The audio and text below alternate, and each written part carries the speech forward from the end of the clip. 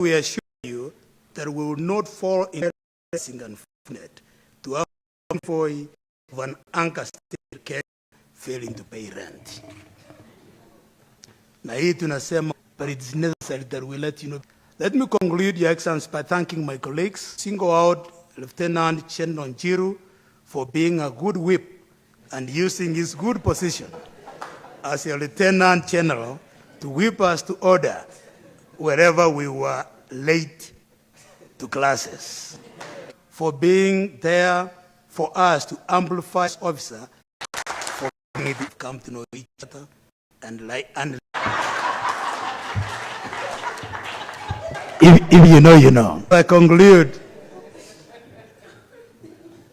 Let me mention that when we were at the National Intelligence Service, we were told that, and indeed, when you look at this team, including the senators, 2 lieutenant generals, professors, 2 of them are sitting right next to me here, and of course yours truly, having been a deputy governor for the last, all committed to represent our country with the distinction. That's because we are ready for you as our minister, to work for our president, and to work for our country in our national interest. Asante. Na kwa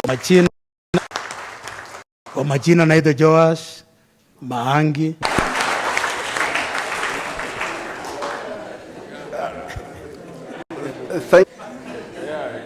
To prove the training is already working. Let me assure you that the Academy remains urgent issues coming up every now and then. We have a big challenge of being able to implement critical issues. We hope to continue to engage you wherever you are for the good. Now, Your Excellency, it is now my honor and privilege.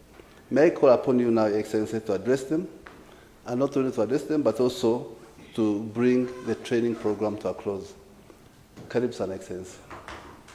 Here we'll give a lady a chance to speak, because I thought gender issues are one of our key planks in diplomacy. She prayed. Yeah, I can see you are extremely vibrant. It's a good much of your time, because when I look, actually taught me in different aspects. Let me just use the word mabalozi to address you all. Yeah, it's not easy for him to identify you and single you out of millions of people. So for that to has drawn his attention, and you have been appointed to your respective positions. So I want to congratulate you for that particular. I think for me, a level to really appreciate that usually you are ready to go, and it is absolutely important. Some of these will never be written. It's perhaps almost like the law in the UK. You'll never find a written constitution, but issues evolve and become, and in all this, learning becomes, we have had issues are always emerging. The other day I was looking at something from the Secretary of State of the United States.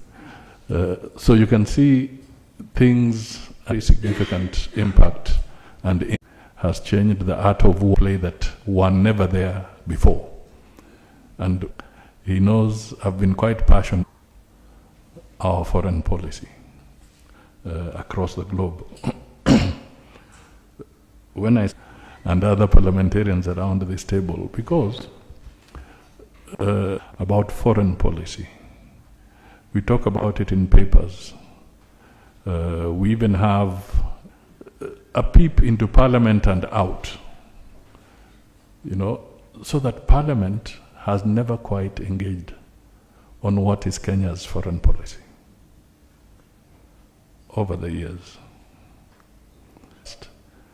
in Parliament. Now, one of the things I was pursuing with Lemoshia before and make sure that the Kenyan public, how do we domesticate you people who have been trained, inducted, that your mission is to board a plane and then you disappear. Very, very serious implications. And how do they get to understand this? So we need to have a greater buy-in by the Kenyan Parliament, Kenyan legislators, on what is our foreign policy, so that it seizes the policy of the Republic of Kenya. And the ownership can first start at that parliamentary level, so that they can get to really know what you do. Now, why did I say, are we guilty, or we are guilty with my friend here? The budgetary process of foreign policy appropriately. We tend to relegate it to just the different countries. People have no clue about the impact of a deteriorating foreign exchange, and government cannot respond to it. Sometimes we may blame that parliament, but have we ever really exposed them to what it takes to be a diplomat, to run an embassy, to give Kenya a good image, and yet to stations that you will be in? So I'll be here, I'll be on the front line to pursue that agenda, but I'm also, not necessarily today, but they can come in some draft memoranda on what you think Kenya's foreign policy going forward should be. Very critical. But we must also start telling Kenyans that number what? 10 of 1965. We have to start looking at Vision 2063. What are the dynamics now? BRICS. Did we have G7? Did we have the Asian tigers? What is serious note? So all these factors have come into play, and others will also come into as we pursue the economic aspect, the new jobs, and what have you. How do we work and distinguish between human trafficking and the genuine job placements? Because we could easily again let a lot of things flow through our fingers, and we reach a stage where, in our attempt to seek opportunity for Kenyan people, so there has to be a serious balance on some of these issues. We'll have to think about how do we get our diaspora, which is growing globally, and in terms of remittances. And talking to MEGA, this is the Multilateral Insurance Guarantee Agency, they said that because we didn't have the critical mass, but now Kenya has obtained the critical mass to be able to now have different financing instruments. What message do we give to our diaspora? Because the more they become out there, the more it becomes a challenge. Go into, because you are going to be confronted with many challenges of Kenyans in distress, which you have to tackle. Damage on themselves, self-inflicted damage sometimes. So we, in the nations and destinations that they go to, as much as we can intervene as ambassadors, it will become clear that if it is not managed well, it will also be done amongst our people. the president to a level that has not been there for a very, very long time. The profile of the country is what Kenya has to say on a particular position, on many, many different outs. So just apply yourself fully so that the respect that we are at without fear or favor. I'm sure somebody must have told you,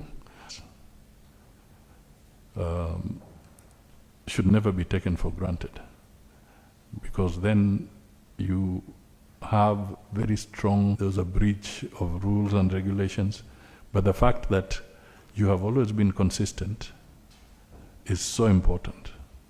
Very few countries can boast of that consistency in terms of regular constitutional elections.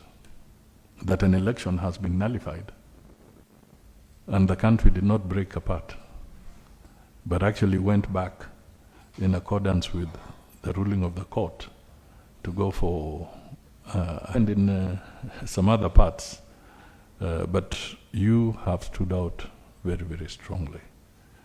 We are in the middle of seeking to provide the candidate for the African different parts. Your voice will matter, because this is a process that comes up. Your voice will matter because it would be very, very important that Kenya offers that opportunity, that leadership. When we had the PACASA of AU, that is the Organization of African Union, there's nobody in this entire region who has been able to serve at that level. So it's a big opportunity, which I want to repeat that I'm alive to the serious challenges missions are facing abroad,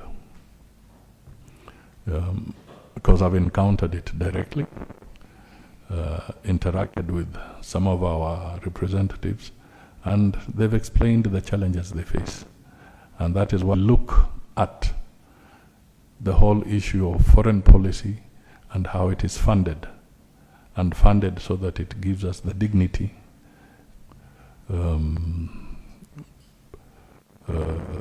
promote people, interactions you shall be positioned in, so that we can have better engagement with them.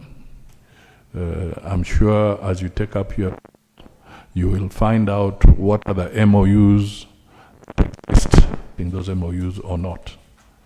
And if not, it's an opportunity for you to advise us either to revise them or to shift and start talking in a different direction, so that we make the whole issue of the space around foreign policy extremely different, effective. So let me not say any more, because as I said, the concentration of brain power here, I assure you that we'll support you, we stand with you, and I look forward to, but just make Kenya proud, make us really proud as we go ahead, and open those new doors, those new opportunities for the, as I said, there may never be exactly what you call the written script, but there are some cardinal principles that we know we must follow, but in between we must peace and security issues, as Mangi rightly said, the issues of how we present ours off record. Nothing that is off record. What you say in private could be a signal of what your government's policy position is, or what the other government's policy position is. So you have to be on guard all the time. You have to the cocktails.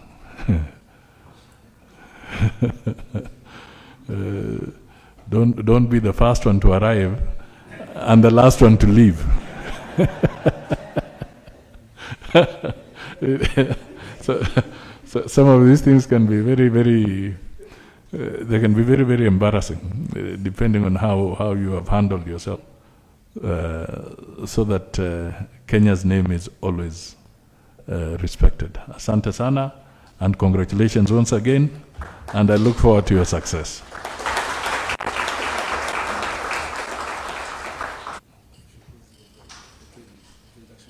Okay.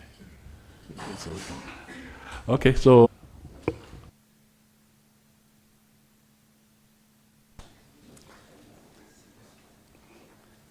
thank you, Your Excellency, distinguished ambassadors and high commissioners, and consuls general present.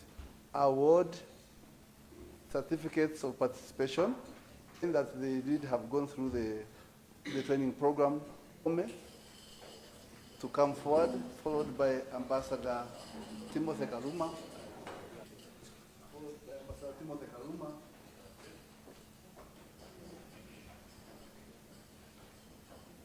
Who will be followed by Ambassador Ian Tom. Ambassador Ian Tom.